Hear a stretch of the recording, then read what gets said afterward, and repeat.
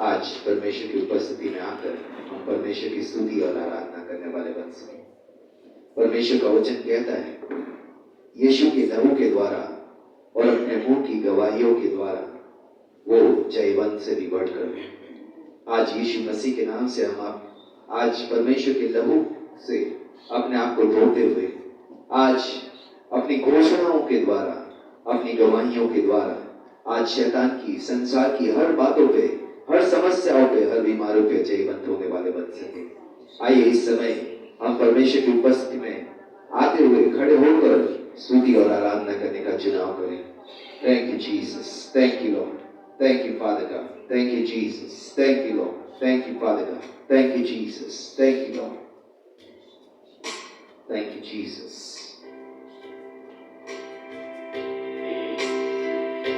घोषणा करें यीशु नाम की। यीशु नाम की घोषणा करूं मैं, हर दिल और हर दिमाग पर तेरी हुजूरी में सुकून है, वो नाम है यीशु। यीशु नाम की घोषणा करें, यीशु नाम की घोषणा करूं मैं।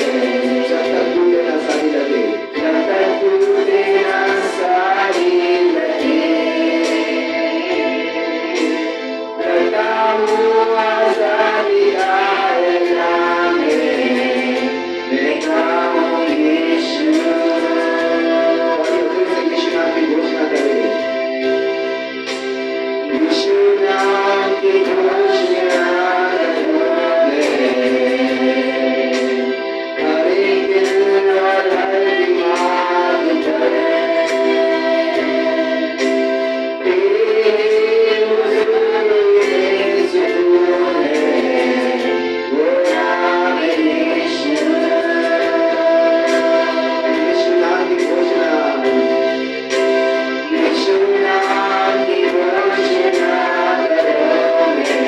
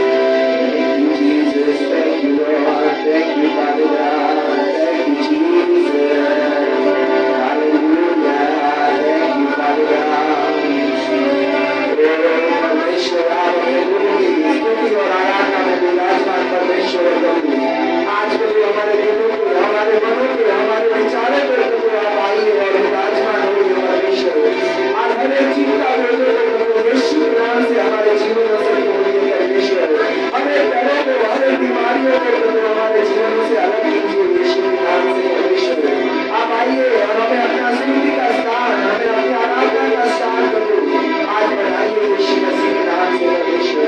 आज धन्यवाद बड़ा मन कीजिए परमेश्वर, आज धन्यवाद बड़ा मन कीजिए परमेश्वर। आज हम अपनी भलाइयों को याद करने वाले, आपकी चंगाइयों को पुकारने वाले, आज प्रभु आपकी सामर्थ को यीशु नाम से पुकारने वाले बन सके परमेश्वर। आज पुकारते हैं प्रभु, आप अपने लोगों की पुकार सुनकर उतर आने वाले परमेश्वर है प्रभु। आज धन्यवाद करते हैं, धन्यवाद करते हैं प्रभु, आज धन्यवाद करते हैं। आइए और अपने लोगों को छूकर आजाद कीजिए परमेश्वर, छूकर प्रभु चंगाई कीजिए प्रभु, छूकर प्रभु आज सामर्थ से, बल से, शक्ति से भरिए यीशु मसीह के नाम से परमेश्वर। Thank you Jesus, thank you Lord, thank you Father God, thank you Jesus, thank you Lord, thank you Father God, Hallelujah। जहाँ परमेश्वर की आत्मा होती है वहाँ आजादी है, वहाँ स्वतंत्रता है, वहाँ चंगाई है, वहाँ आनंद की मजबूरी है। आज धन्यवाद करते हैं परमेश्वर, धन्यवाद करते हैं परमेश्वर, धन्यवाद करते हैं परमेश्वर। Thank you Jesus, thank you Lord, thank you Father God, thank you Jesus, thank you Lord, Hallelujah, thank you Jesus, thank you Lord, thank you Father God। आइए इस समय हम परमेश्वर की उपस्थिति में आनंद से भरकर स्तुति और आराधना करने वाले बन सके। हालेलुया। परमेश्वर में हर भलाई जो हमारे लिए करने वाला परमेश्वर है, सामर्थी परमेश्वर है, बंधनों को तोड़ने वाला, बीमारियों को चंगाई करने वाला परमेश्वर है। आइए ऐसे परमेश्वर की स्तुति और आराधना ताली बजाकर, नाच कर, गा के करने वाले बन सके। Thank you Jesus.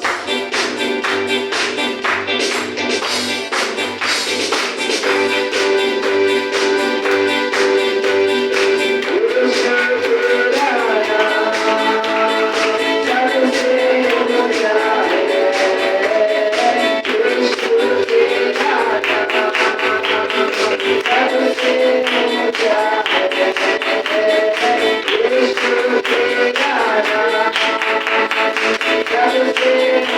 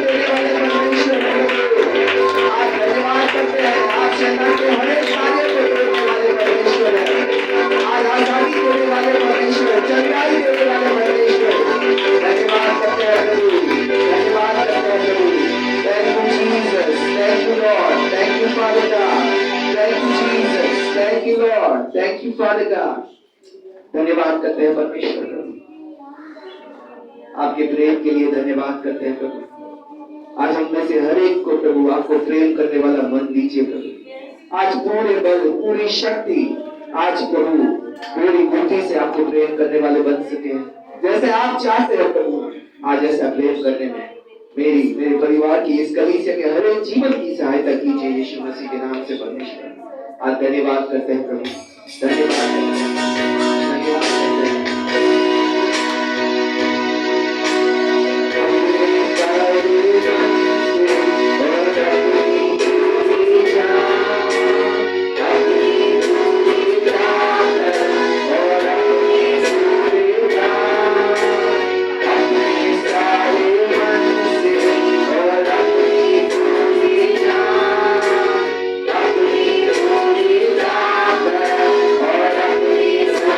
Yeah.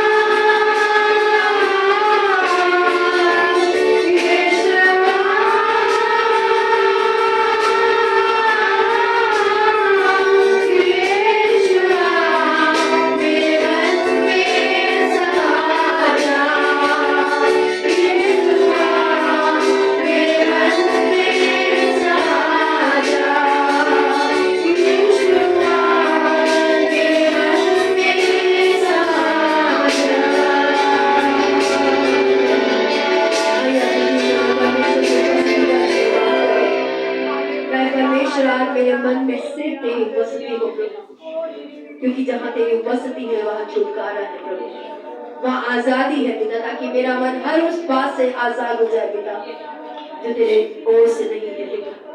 हर वो विचार, हर वो शिक्षा, हर वो ज्ञान जो तेरी ओर से नहीं है पिता, हर वो भावना जो तेरी ओर से नहीं है प्रभु, आज उसे हटा पिता। मैं आज तुझमें एक नई सृष्टि बन पाऊं प्रभु जी, इसमें मेरी मदद कर पिता।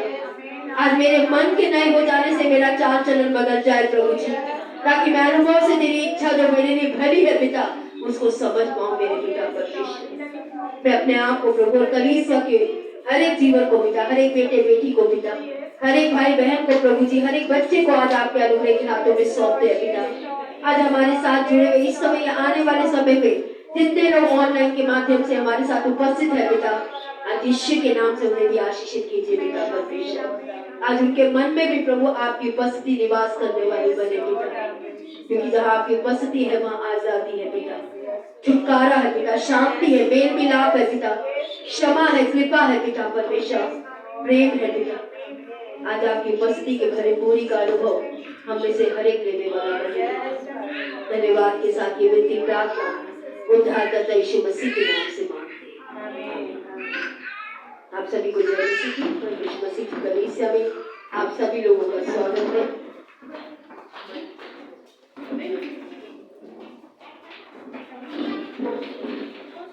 संडे स्कूल के बच्चे संडे स्कूल टीचर और असिस्टेंट के साथ जाएंगे इस समय पर।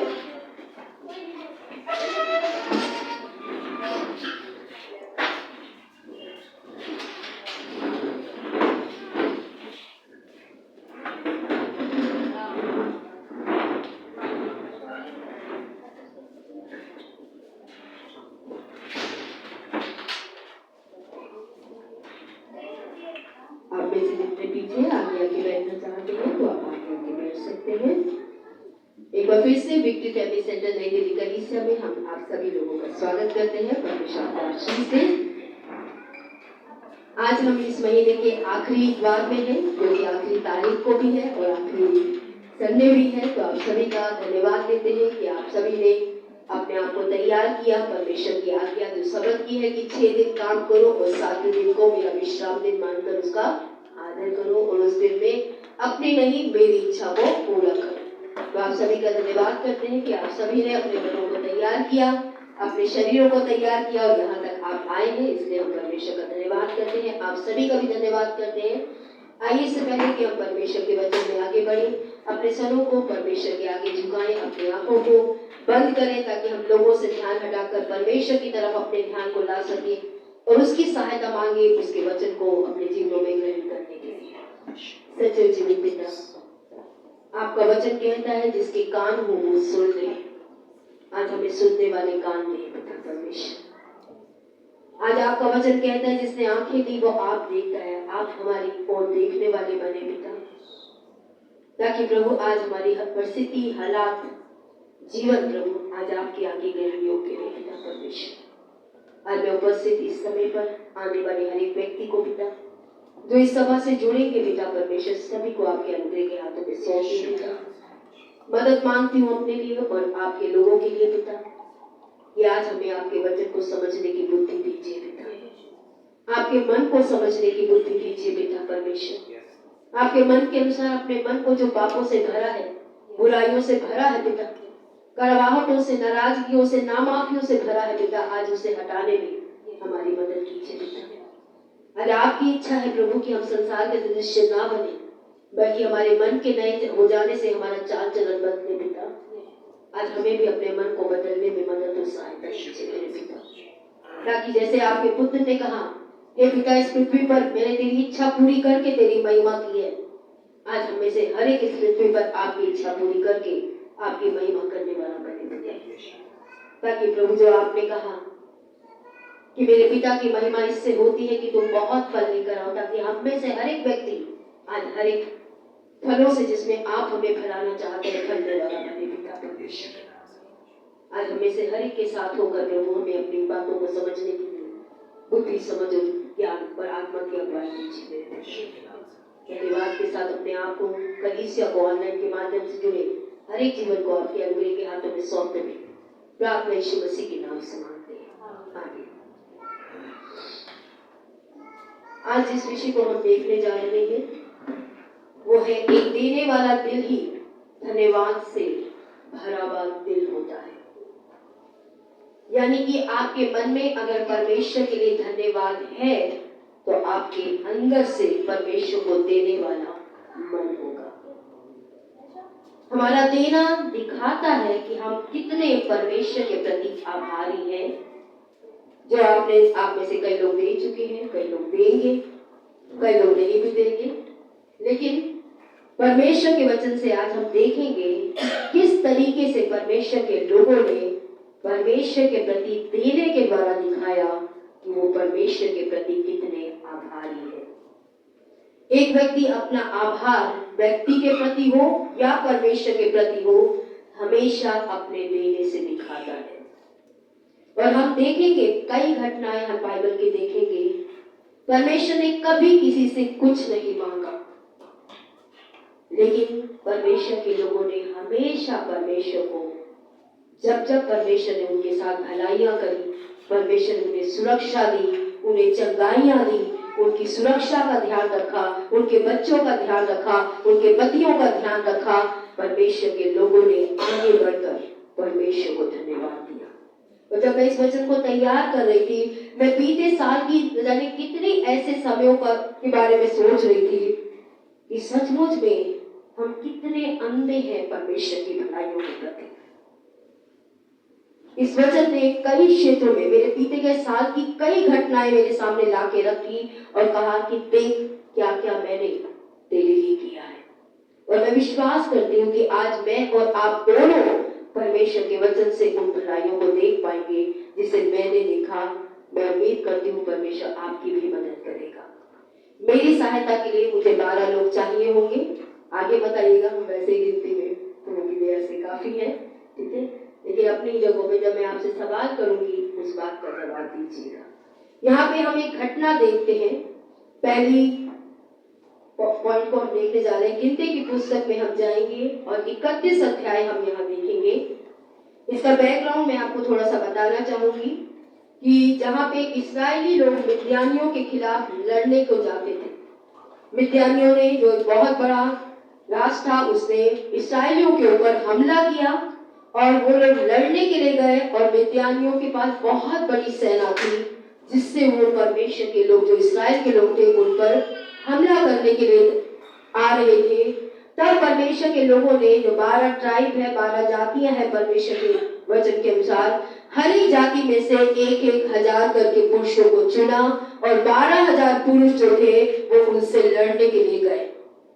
और परमेश्वर ने अद्भुत तरीके से उन्हें जयवंत किया, यानी उन्होंने जय को प्राप्त किया। परमेश्वर के लोग जीत गए और जब परमेश्वर के लोग वापस लौट कर आए तब क्या हुआ, आइए हम गिनती की पुस्तक उसका 31 अध्याय उसके 48 पद से मैं आपके बीच में पढ़ रही हूँ। तब सहस्रपति, शतपति आदि जो सरदार सेना के 1000 के ऊपर नियुक्त किए गए थे, यानी हर एक 1000 के ऊपर एक एक सेनापति को नियुक्त किया गया था, वे मूसा के पास आकर कहने लगे, जो सिपाही हमारे अधीन थे उनकी तेरे दासों ने गिनती की है। हर एक व्यक्ति 1000 के ऊपर रखा गया था और जो व्यक्ति 1000 के ऊपर रखा गया था, जब सेना वापस लौट कर आई, हर एक व्यक्ति ने अपने अधीन रखे गए व्यक्तियों की क्या करी, गिनती करी। क्या करी, गिनती करी।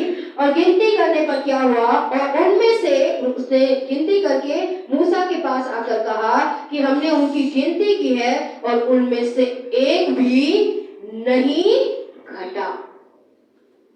इसका मतलब क्या होता है, जब युद्ध में गए, लड़ाई करी, परमेश्वर ने जय दे दी, परमेश्वर ने उन्हें सफलता दे दी, वो युद्ध में जीत कर आ गए, उस सेना को हरा दिया, वहां के सोने चांदी का सब बहुत कुछ लूट के वो वहां से ले भी आए। और जब वो वापस आए तो हर एक सेनापति ने अपने अपने अधीन रखे गए 1000 लोगों की गिनती करी और वापस आके मूसा को एक बात बोली, हमारी अधीन रखे गए 1000 पुरुषों में से एक भी व्यक्ति नहीं घटा।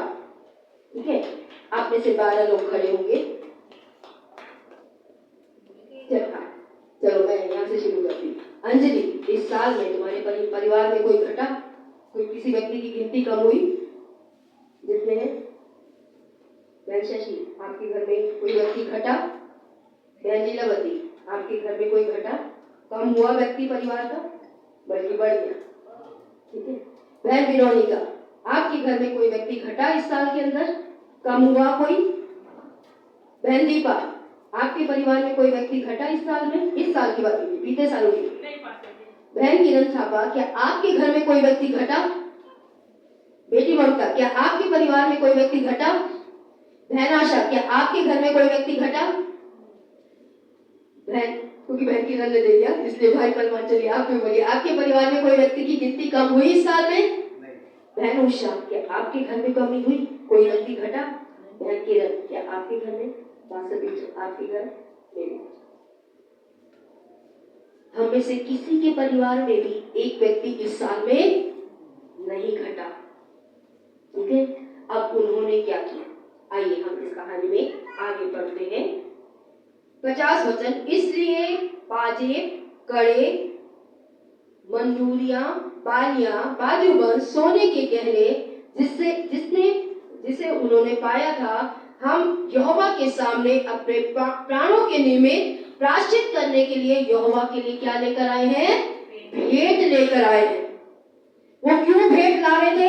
क्योंकि उनके परिवार में एक भी व्यक्ति नहीं घटा था। पुष्पा, बैलाशा के पीछे इसलिए दिखे नहीं। आपके परिवार में कोई व्यक्ति घटा? नहीं घटा।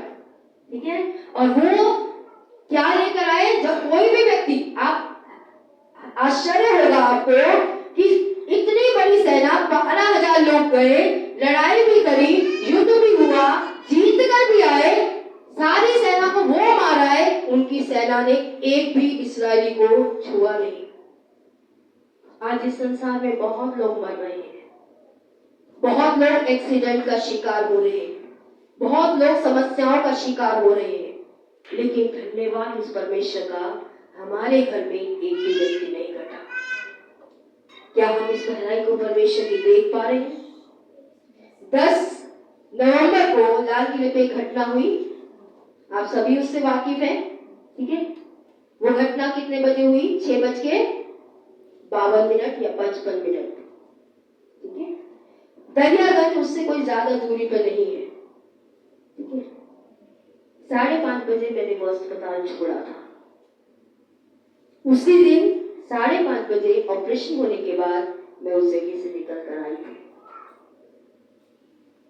और मेरे पापा जो काम करते हैं, टीवी का काम करते हैं, जिस जगह वो घटना हुई, लालपत राय मार्केट जो है, मेरे पापा हर दूसरे दिन वहां जाते हैं।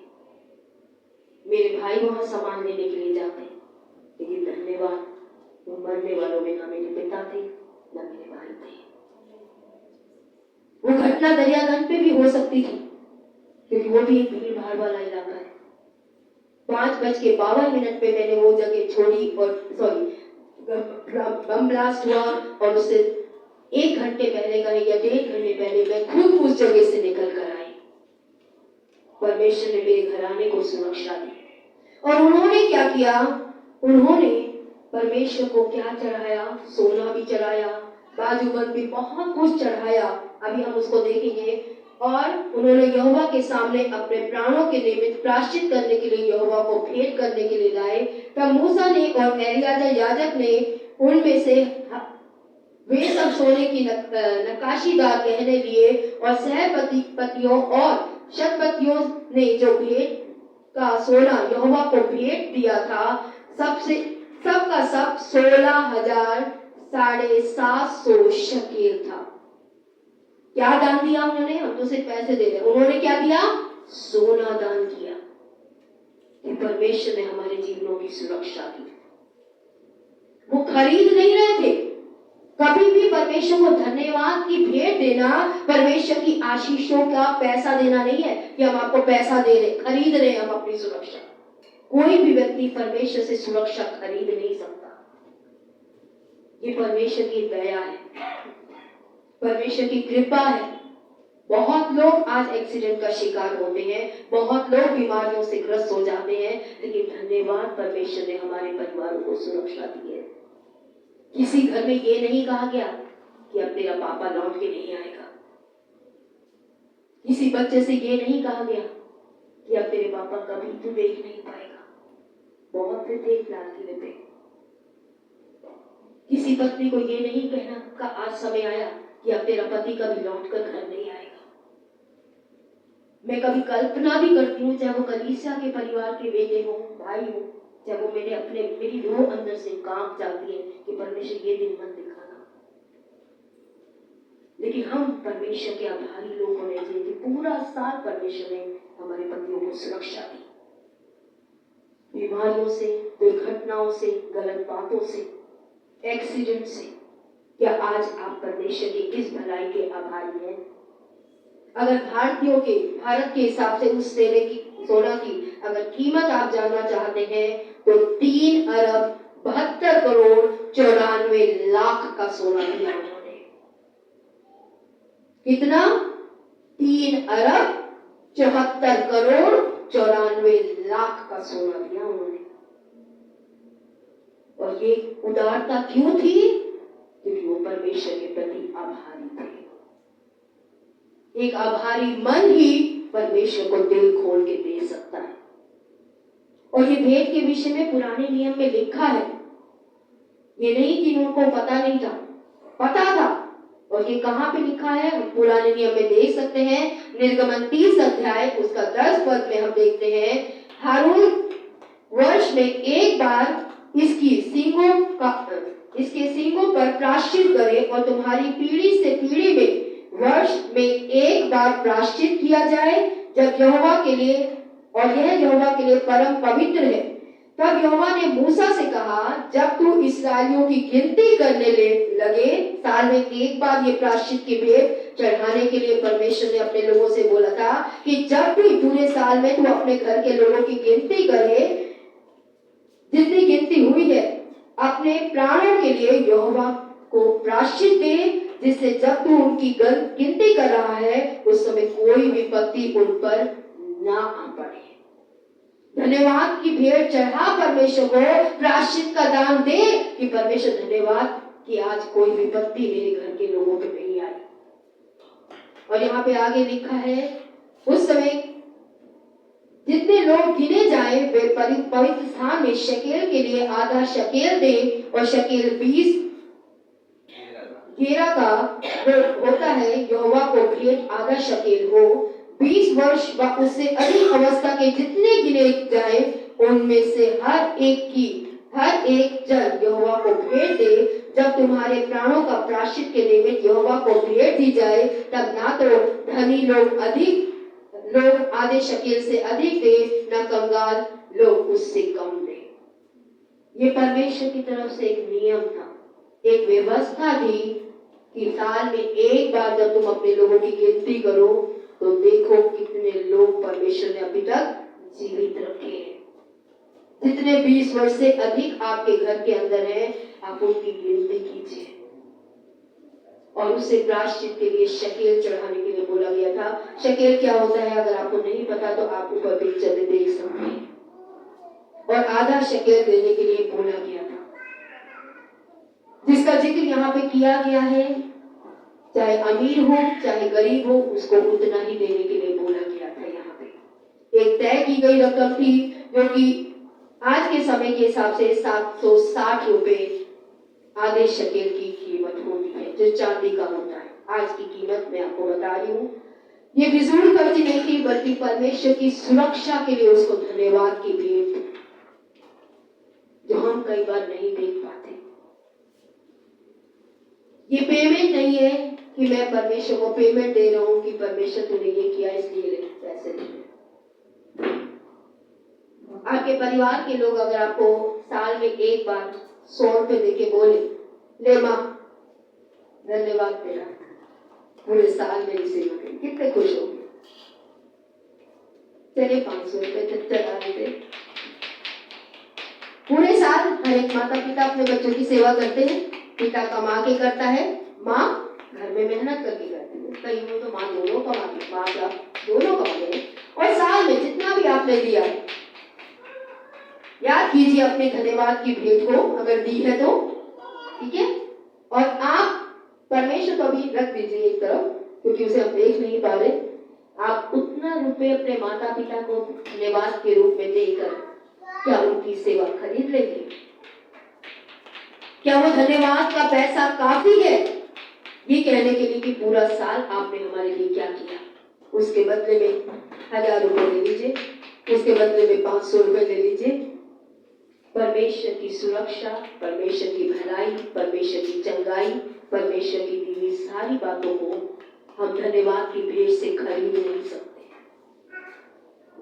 लेकिन आपकी और मेरी उदारता जो परमेश्वर को देने के प्रति है, वो ये दिखाती है कि आप कितना सम्मान अपने परमेश्वर का करते हैं, आप कितने आभारी हैं। क्योंकि एक आभारी मन भी खुल के परमेश्वर को दे पाता है। जिसके अंदर धन्यवाद नहीं है उसको परमेश्वर को देना अखरता है। क्यों? क्योंकि उसके अंदर धन्यवाद है ही नहीं। एक बच्चा उदारता से माँ बाप को तभी दे पाता है जब वो ये समझ जाता है मेरे माँ बाप मेरे लिए क्या करते हैं, वरना एक टुकड़ा देना भी उसे मुश्किल लगता है। क्यों? क्योंकि वो आभारी नहीं है। तो यहाँ पे हमने 2 उदाहरण देखे और आगे की ओर हम बढ़ेंगे और एक और घटना हम देखते हैं यूहन्ना 12 अध्याय में, जहाँ पे मार्था, मरियम और लाजर के घर में यीशु फिर से आया। मार्था अपनी आदत के हिसाब से क्या कर रही थी? सेवा। उसे सेवा ही करना अच्छा लगता है, किचन हमेशा, ठीक है। और लेकिन मरियम ने क्या किया? मरियम ने जटामासी में एक इत्र लिया, उसको खोला, तोड़ा, जो भी किया और यीशु के ऊपर डाल दिया और पूरा घर में क्या हो गई? सुगंध हो गई। आइए हम इसे पढ़ते हैं। फिर यीशु फसह से 6 दिन पहले बैतनिय्याह में आया, जहाँ लाजर जिसे यीशु ने मरे हुए में से जिलाया था, वहाँ उन्होंने उसके लिए भोजन तैयार किया और मार्था सेवा कर रही थी और लाजर उनमें से एक था और उसके साथ भोजन करने के लिए बैठे थे।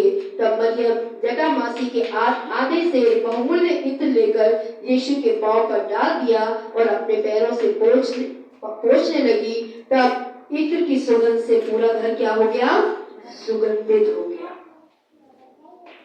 ये हुआ था 11 अध्याय में। यीशु मरा, लाजर मरा, 4 दिन बाद जी भी उठा और उसके बाद जब दोबारा यीशु मरियम और मार्था के घर में आया तो मरियम ने क्या किया?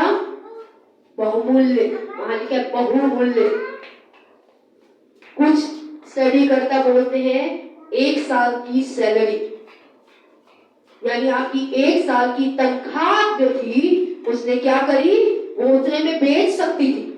मैंने कुछ आंकड़े आपके लिए इकट्ठे करे हैं।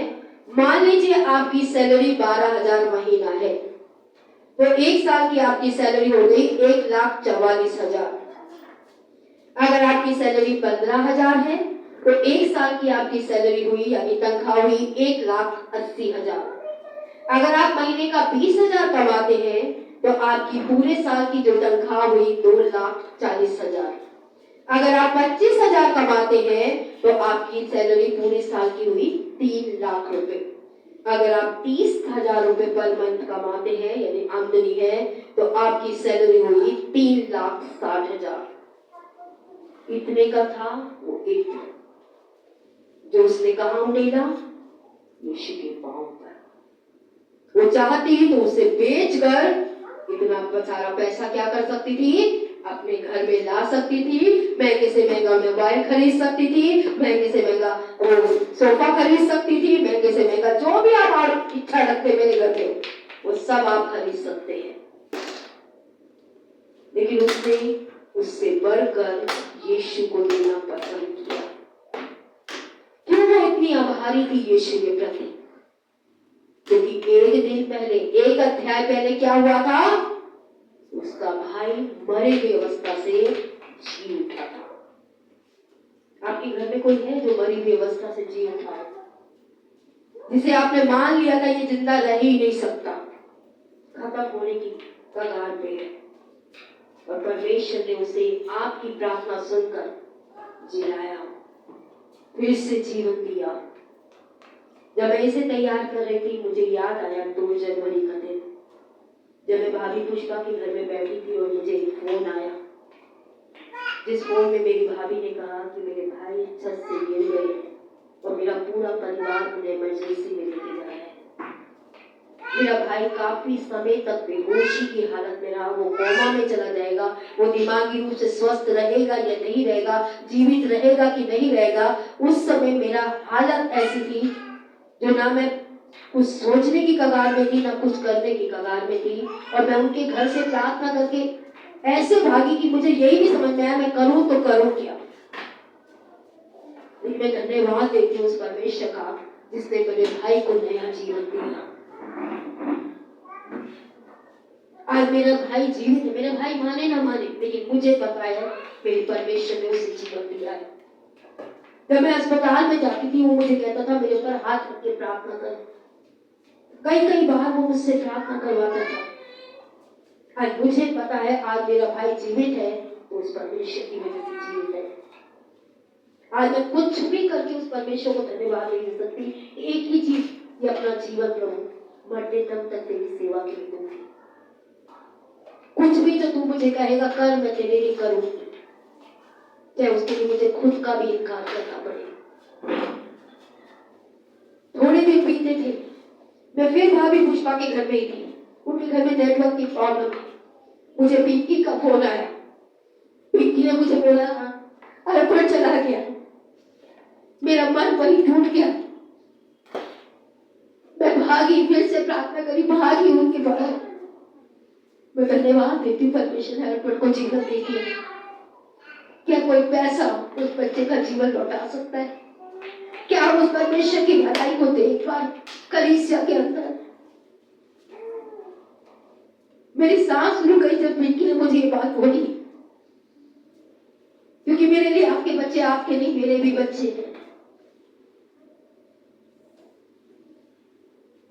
कई बार आप में से कईयों का फोन आता है, अपनी जीवन की समस्या आप रो कर बोल, मेरा मन वही थम जाता है कि परमेश्वर नहीं। इस कलीसिया से एक बच्चा, एक जवान, एक बेटी, एक बेटा, कुछ नहीं होना चाहिए। वो तेरे बच्चे हैं, मेरे बच्चों से पहले वो तेरे, इनके बच्चों से पहले वो तेरे बच्चे हैं। और क्या हम परमेश्वर की सुरक्षा को देख पा रहे हैं? क्या हम उसकी भलाई को देख पा रहे हैं? वो इतना बड़ा बलिदान मरियम इसलिए दे पाई क्योंकि वो परमेश्वर की भलाई को देख पाई। अगर आपके भाई जीवित हैं, आपके बच्चे जीवित हैं, तो परमेश्वर का धन्यवाद कीजिए। वो जटामासी का इत्र पेमेंट नहीं थी भाई की मृत्यु की, वो धन्यवाद भरा मन था उसका। आज मैं आभारी हूँ कि मेरा भाई जीवित है। मैं आभारी हूँ हमारा बच्चा जीवित है जो हमारे बीच में चल रहा है, फिर रहे। कुछ हजार रुपए देके आप परमेश्वर की भलाई को खरीद नहीं सकते हैं। आज कितने बच्चे आत्महत्या कर लेते हैं। आज आपने सुना होगा बीते गए समय में, शायद 8 नवंबर था, अगर मैं देख, एक बच्चे ने मेट्रो के आगे कूद कर अपनी जान दे दी। 10वीं क्लास का बच्चा, क्योंकि अपने हालातों से लड़ कर थक गया था।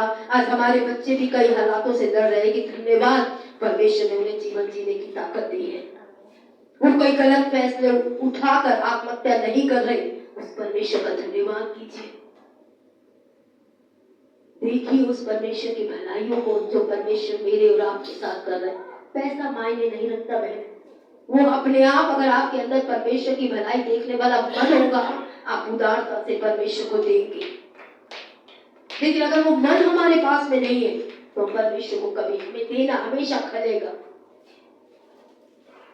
बहुत से लोग बहुत सी बातों का शिकार होते हैं। एक और घटना हम देखते हैं, यीशु मसीह यरीहो से होके निकल रहा था। एक व्यक्ति जो नाटा था, जब कई, जिसे बाइबल बताती है, यीशु को देखना चाहता था, नहीं देख पा रहा था भीड़ में, गुलेर के पेड़ पे चढ़ा। यीशु नीचे से निकला। यीशु ने कहा जब कहीं नीचे आ जा। टैक्स कलेक्टर था, बदनाम था अपने पेशे के कारण। लोग उसे नफरत करते थे, उसे तुच्छ ठहराते थे, उसे पापी ठहराते थे, उसे नशेड़ी, न जाने क्या क्या कहते उसके लिए उठपटांग बातें बोलते थे।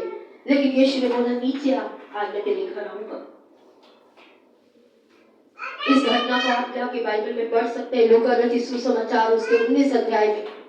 और जब लोग कुड़कुड़ाने लगे कि ये तो पापियों के घर जाता है, ये तो नशा करने वालों के घर जाता है, ये तो उठपटांग हरकतें करने वालों के घर जाता है, ये तो वेश्याओं के घर जाता है, इधर जाता है, उधर जाता है।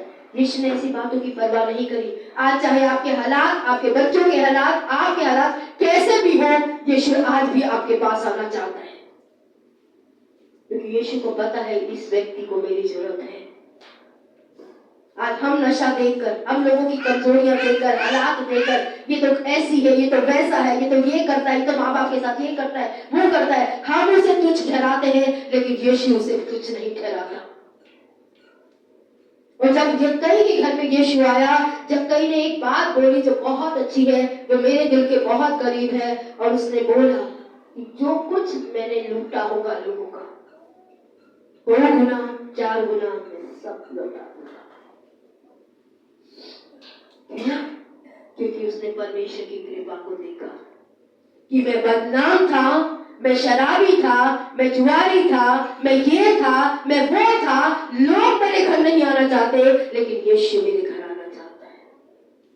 लोग मेरे साथ नहीं बैठना चाहते, लेकिन यीशु मेरे साथ बैठना चाहता है। लोग मेरे साथ नहीं खाना चाहते, लेकिन यीशु मेरे साथ खाना चाहता है। उसने परमेश्वर के प्रेम को देखा और उसके मन से उदारता निकली कि मैं धन्यवाद करूंगा परमेश्वर का। आज हमारा देना और दिल खोल के देना परमेश्वर की कृपा के प्रति हमारा आभार है।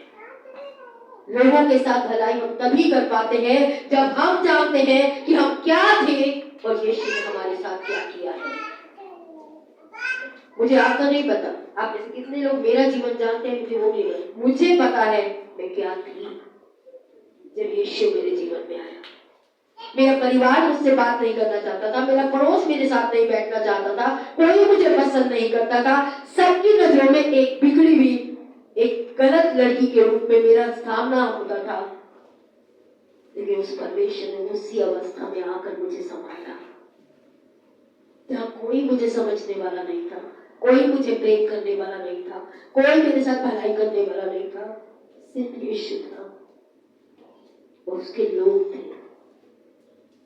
आज शायद आपके पास भी कोई ना हो मेरे बेटे, लेकिन यीशु है जो आपके पास आना चाहता है, जो आज भी कहता है चाहे तू कुछ भी करे मैं तुझसे प्यार करता हूं। लोग हमसे प्यार नहीं करते, जीवन की कड़वी सच्चाई है।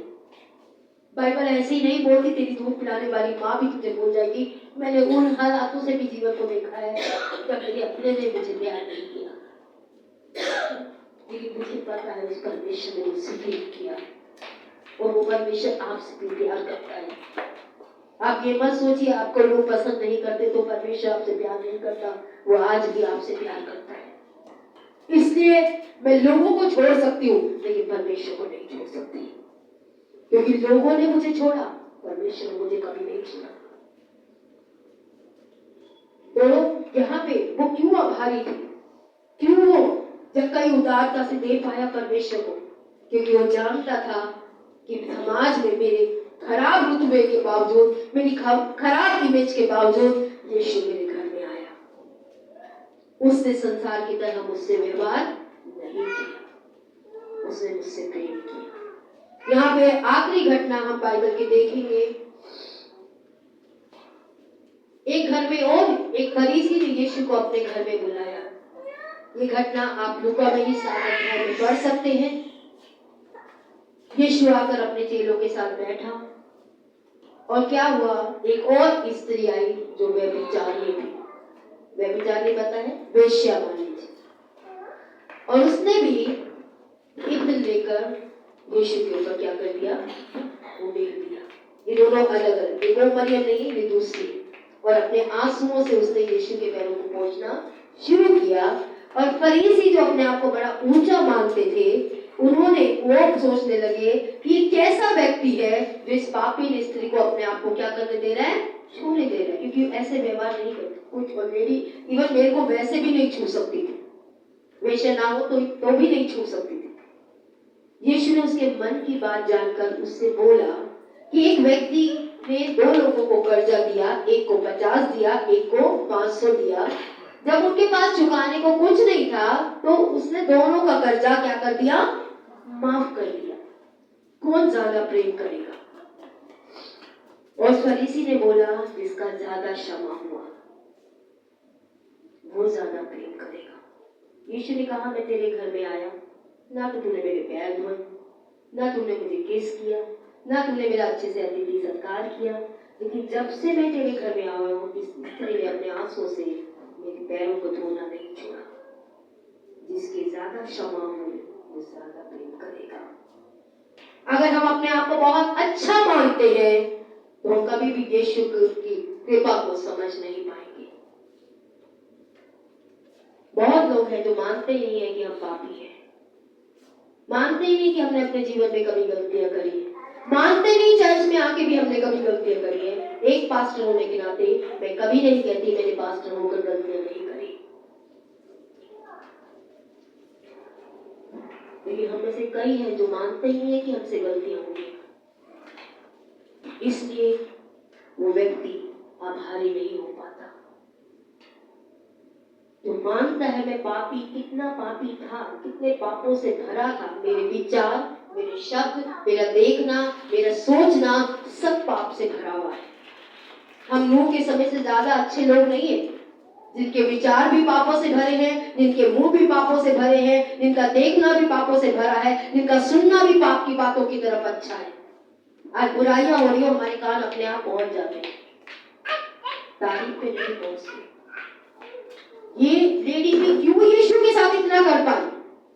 मुझे लगता है, बाइबल नहीं बताती ना इसके बारे में, बाइबल में ऐसा लिखा है, लेकिन शायद ये वही लेडी थी जिसको पकड़कर यीशु के पास लेकर आए थे और उससे कहा था ये व्यभिचार पकड़ी गई है, हमें बता, हमारी व्यवस्था तो कहती है पत्थर मारो। यीशु ने कहा जिसने पाप नहीं किया वो पत्थर मार दे, और किसी ने भी पत्थर नहीं मारा, और यीशु ने भी बोला कि मैं तुझ पे पत्थर नहीं उठाता, या फिर पाप मत कर। मुझे लगता है कि वही लेडी थी जिसने अनुभव किया था कि यीशु संसार की तरह मेरे साथ व्यवहार नहीं करता। आज संसार आपके बारे में कुछ भी बोले, परिवार आपके बारे में कुछ भी बोले, कलीसिया आपके बारे में कुछ भी बोले, आपके साथ काम करने वाले आपके बारे में कुछ भी बोले, यीशु आज भी कहता है कि मैं तुझे माफ करता हूं। कोई ऐसा पाप नहीं है जिसे हम पैसे से खरीद सके। यहाँ परमेश्वर पैसे दे रहे हैं हमारे पाप माफ कर दो, हम पैसा दे रहे हैं हमें चंगाई दे दो, हम पैसा दे रहे हैं हमारे बच्चे के लिए ये कर दो। ये पैसे से खरीदने की जगह नहीं है, संसार बड़ा है, आप जाके खरीद लीजिए जहां मिलता है। यहाँ पे सब कुछ परमेश्वर की दया से मिलता है, परमेश्वर के साथ रिश्ते से मिलता है, परमेश्वर की इच्छा पे चलने से मिलता है। और ये सारी घटनाएं बताती हैं कि एक आभारी मन, चाहे वो मनुष्य के प्रति हो चाहे परमेश्वर के प्रति हो, वही परमेश्वर को खुल के दे पाता है। आज अगर हम दे नहीं पा रहे तो अपने आप से हमें पूछना, क्या हम आभारी हैं? मैंने अपने जीवन की घटना बताई, लाल किले पर मेरे पापा भी हो सकते थे, मेरे भाई भी। मैं इसलिए कह रही हूँ क्योंकि वो जाते हैं, हफ्ते में 2-3 चक्कर उनके लगते हैं, क्योंकि उनका प्रोफेशन है। वो टीवी और ये सब की दुकानों की, जैसे नए प्लेस मोबाइल का है, वैसे ही वो उस चीज की मार्केट है, और उन्हें सामान खरीदने के लिए वहां जाना ही पड़ता है। वो सबसे ज्यादा मेरे पापा जाते हैं। मैंने अपने भाई की घटना से बताया, मैंने अर्पण के केस से आपको बताया। देखिए परमेश्वर की सुरक्षा। मुझे याद है जब मैं शशि ने मुझे एक बार फोन किया, बोला मेरे पति का कोई अता पता नहीं है, और हर तरीके का विचार उनके मन में भी चल रहा था, शायद ये बीता सारी था, लेकिन धन्यवाद आज भी परमेश्वर की दया से उनका पति जीवित है। मुझे याद है विरोनिका ने कई बार, उनके पति बीमार हुए, नहीं आ सके उससे मिलने के लिए, उन्होंने बोला उनके पति बीमार है। मुझे याद है मैं आशा ने कई बार नवीन के लिए प्रार्थना की, धन्यवाद परमेश्वर ने हमारी बेटी को जीवित रखा है, संभाला है इस परिवार को। देखिए परमेश्वर की भलाई, आप परमेश्वर की भलाई देखेंगे तो ही आपका मन परमेश्वर को देने के लिए, सिर्फ पैसा ही नहीं, सेवा हो सकता है, त्याग हो सकता है, प्रार्थनाओं का जीवन हो सकता है, सुसमाचार हो सकता है। देने वाला सिर्फ पैसा ही नहीं होता। कई लोग दे पाते हैं, धन्यवाद देने का अलग अलग तरीका होता है। कुछ लोग सेवा से देते हैं, कुछ लोग पैसा से देते हैं, कुछ लोग अलग अलग तरीके से देते हैं, लेकिन दिल उसका ही खुलता है जो परमेश्वर की भलाई को देख पाता है। आ जाइए परमेश्वर की उपस्थिति में, आंखों को बंद कीजिए, परमेश्वर से सहायता मांगिए कि परमेश्वर मुझे भी आज तेरी भलाइयां देखने वाला मन दे, ताकि मैं तुझे उदारता से दे पाऊं। परमेश्वर, उनकी गिनती कम नहीं हुई। धन्यवाद करें परमेश्वर, आज मेरे घर में एक भी व्यक्ति की गिनती कम नहीं हुई। धन्यवाद करें परमेश्वर का। पैसा परमेश्वर से भलाई खरीदने का तरीका नहीं है भाई बहन। ये मत सोचिए धन्यवाद की वेट से आप परमेश्वर की भलाई को खरीद रहे हैं। कोई व्यक्ति परमेश्वर की भलाई नहीं खरीद सकता। ये परमेश्वर है जो आपसे प्रेम करता है, जो आपका भलाइयां कर करके मुझे और आपको, जो हमारा गंदगी से भरा हुआ मन है, पापों से भरा मन है, भलाई कर करके उसने इस बुरे मन को बदला है। और वो आपके भी बदलना चाहता है, क्योंकि वो कहता है बुराई से मत हारो, भलाई से बुराई को जीत लो। मैं नहीं जानती आपके जीवन में कितनी भलाइयों से परमेश्वर ने आपको पाप के जीवन से हटाया है, लेकिन मैं अपने जीवन के विषय में जानती हूँ कि परमेश्वर ने मेरे साथ भलाइयां कर करके मेरे पापी मन को बदला है। आज मैं आभारी हूँ, मेरा भाई जीवित है। मैं आभारी हूँ, हमारा बेटा अर्पण जीवित है। क्या आप आभारी है कि आज आपके बच्चे जीवित हैं? क्या आप आभारी है कि आज आपका पति जीवित है? क्या आप आभारी है कि आज आप एक्सीडेंट के शिकार नहीं हुए? क्या आप आभारी है कि आप लाल किला की उस भीड़ में नहीं थे जहां बहुत परिवारों ने अपने बच्चों को, अपने बेटों को, अपने भाइयों को, अपने पिता को खो दिया? क्या आप आभारी है कि हर दिन परमेश्वर आपके बच्चों की आने जाने में, आपकी आने जाने में सुरक्षा करता है? क्या आभारी है कि परमेश्वर ने बहुत सी बीमारियों से हमें बचा के रखा है? क्या आप आभारी है कि आज पापी संसार के बीच में जब हम भी पापी थे, परमेश्वर ने कैसे हम पे कृपा करके हमें उस पाप के जीवन से बाहर बुलाया? परमेश्वर की भलाई को देखिए मेरी बेटी, मेरे बेटे और मेरी बहन, दोनों भाई, वो आपसे प्रेम करता है। और एक आभारी मन ही परमेश्वर को दे पाता है और लोगों को दे पाता है।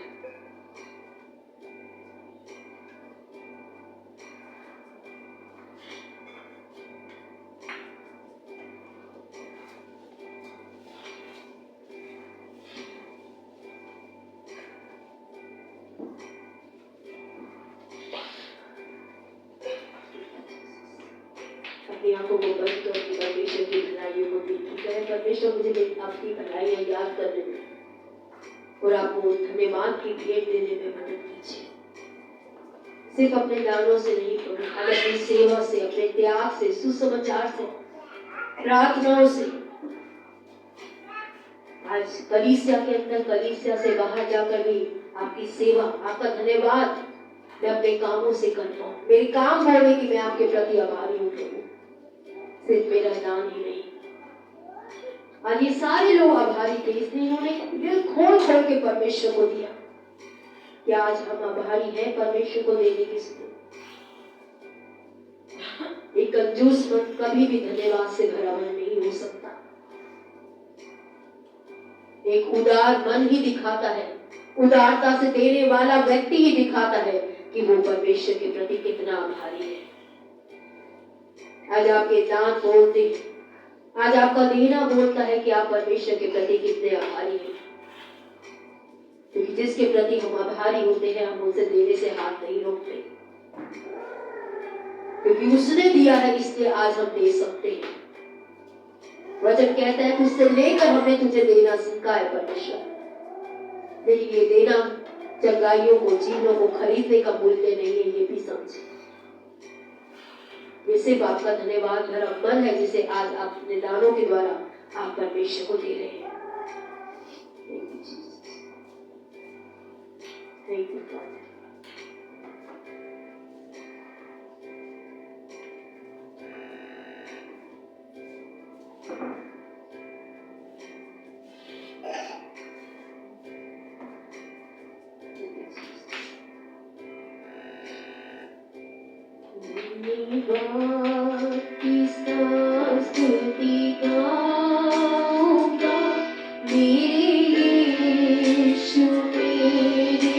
खुदा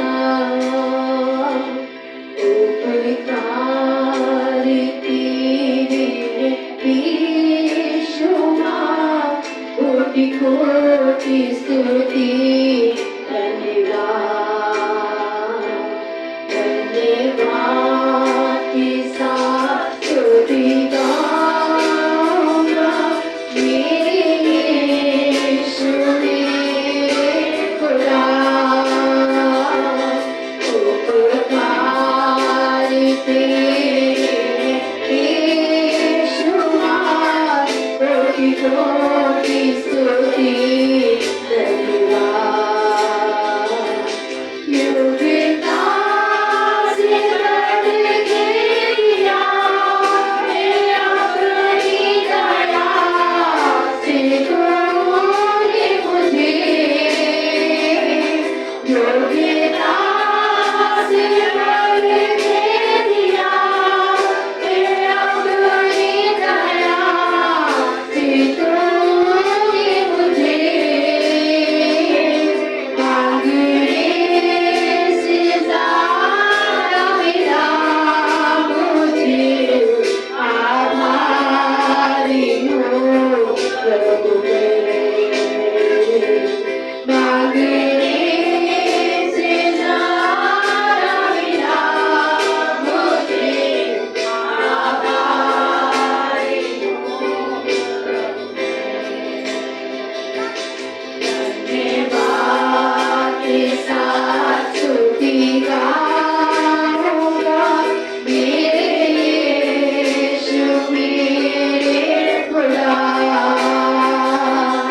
उपकार तेरे बेशुमार कोटि कोटि स्तुति धन्यवाद कोटि कोटि स्तुति धन्यवाद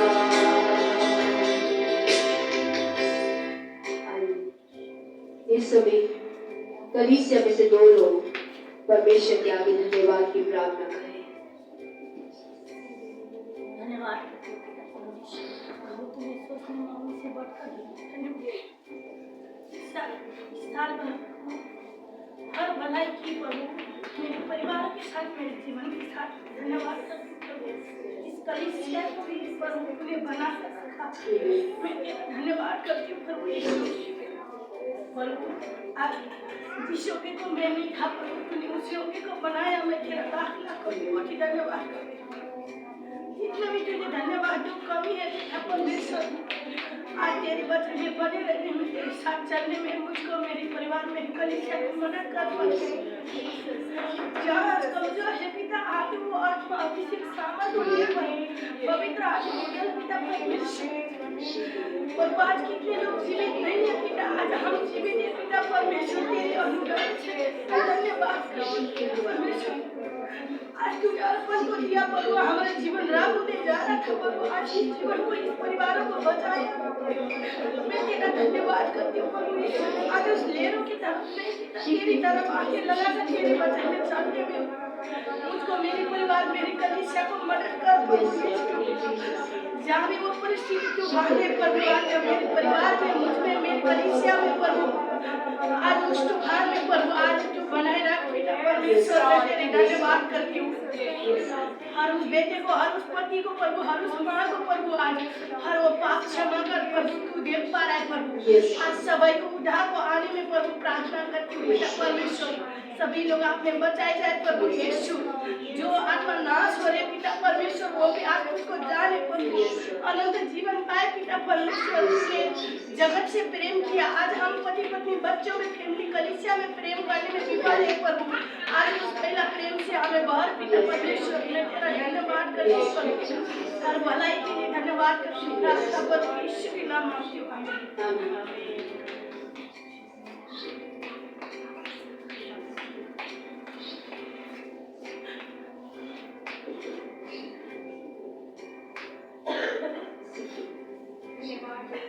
सामर्थ्य परमेश्वर पिता आप जो हमारे बीच में विराजमान है पिता हम आपका कोटि कोटि धन्यवाद देते हैं पिता परमेश्वर पिता प्रभु हम आपको क्या दे सकते हैं प्रभु सब तो आपने हमें दिया है पिता परमेश्वर पिता लेकिन वचन कहते हैं प्रभु तुझे वो भागता है प्रभु जब तेरे बच्चे तेरे धन्यवाद की भेंट चढ़ाते हैं पिता परमेश्वर पिता खास प्रभु 1 जनवरी से लेकर 30 नवंबर नवंबर आज हुआ पिता, पूरे साल में प्रभु आपने मेरे और मेरे परिवार को कलीसिया के हर एक दे के हमको संभाला पिता परमेश्वर पिता, हमारी हर एक जरूरतों को पूरा किया पिता परमेश्वर पिता, हर एक बीमारी में आप हमारे साथ खड़े रहे पिता परमेश्वर, हर एक चिंताओं से हमें छुटकारा दिया पिता परमेश्वर पिता, हमारे बच्चों में आपने अगुवाइयाँ की पिता परमेश्वर पिता, उन्हें सुरक्षा दी पिता परमेश्वर, उसके लिए धन्यवाद देते, उन्हें बुद्धि दी समझने की, उसके लिए धन्यवाद देते पिता, हमारी हर एक जरूरत को पूरा किया पिता, उसके लिए तेरा धन्यवाद देते पिता परमेश्वर, हर दुर्दिनों से हमें बचाया पिता, उसके लिए धन्यवाद देते पिता, आपने बहुतायत से दिया पिता, आज कलीसिया मिलकर तेरा धन्यवाद देते पिता, धन्यवाद देते पिता, कलीसिया मिलकर तेरा धन्यवाद देते पिता, ये कलीसिया सदा तेरी हमारी बनी रहे पिता परमेश्वर, और हृदय से हमारी बनी रहे पिता, आज इस और आपसे सहायता को मांगते पिता, आप प्रार्थना करते हैं प्रभु, अपना प्रेम अपनी कलीसिया में उठेर दे पिता, अपना प्रेम अपनी कलीसिया में उठेर पिता, और अपना प्रेम अपनी कलीसिया में उठेर पिता, ताकि ये कलीसिया फलवंत बने पिता, तेरी नाम कमाए बने पिता, और अपनी कलीसिया में शरीर को उठेर पिता, आशीषों को लेकर आज अपनी कलीसिया में उठेर पिता परमेश्वर, ताकि तेरा राज्य बढ़े पिता, हर बुझवार टूटने पाए पिता, जो तेरी कलीसिया को बढ़ने से रोक रही है पिता, आज इस और हम आपसे सहायता को मांगते हैं, यीशु के नाम से दुआ मांगते हैं पिता, आमीन आमीन। धन्यवाद पिता, धन्यवाद पिता। आज आपने अपनी भलाइयाँ देखने के लिए हमारी आंखों को जो खोला है उसके लिए धन्यवाद देते हैं।